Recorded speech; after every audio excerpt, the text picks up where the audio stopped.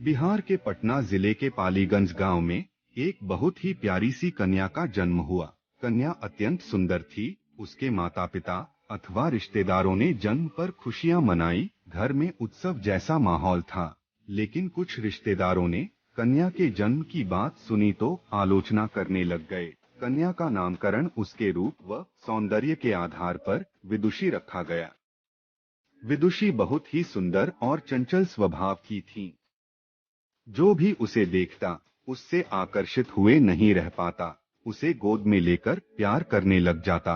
उसके माता पिता उसे बहुत स्नेह करते थे अथवा उसे कलेजे से लगाए रखते थे। विदुषी अपने गांव घर में किलकारियां मारती हुई खेलती कूदती अथवा वात्सल्य रस लुटाती तोतली बोली में अनेकों अनेक गीत गुनगुनाती पलती बढ़ती रही। You can defeat every kind of fear through bravery. समय के साथ वह बड़ी होने लगी। उसके माता पिता ने गांव के विद्यालय में ही दाखिला करवा दिया। वह पढ़ने लिखने में अव्वल थी, जो उसे कक्षा में और बच्चों से अलग करता था। वह जब केवल 8 वर्ष की हुई तभी उसके पिताजी का स्वर्गवास हो गया। फिर वह मानसिक रूप से परेशान रहने लगी, किंतु फिर भी वह पढ़ लिख कर आगे बढ़ती रही। उसे बचपन से ही क्रिकेट, फुटबॉल व वॉलीबॉल आदि अनेक खेल खेलने का शौक था।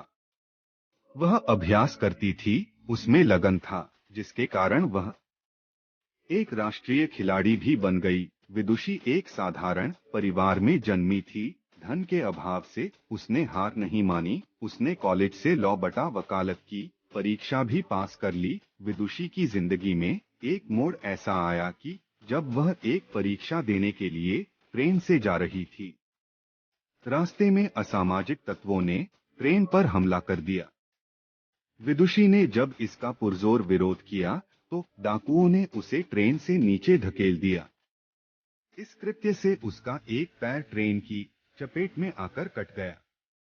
इसके बावजूद विदुषी ने हिम्मत नहीं हारी और निरंतर आगे बढ़ती रही।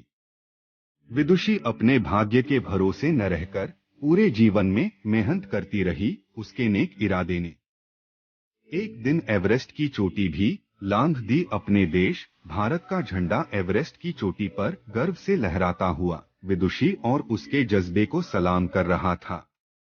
तात्पर्य यह है कि जब आपने लगन व तपस्या की भावना रहती है तो आपके लिए कोई भी कार्य असंभव नहीं रहता। जैसा कि विदुषी के साथ हुआ। एक पैर ना होने पर भी उसने एवरेस्ट की दुर्गम में चोटी पर चढ़कर यह साबित कर दिया कि मेहनत और लगन के आगे एवरेस्ट की चोटी भी राई के पहाड़ जैसी हो सकती है।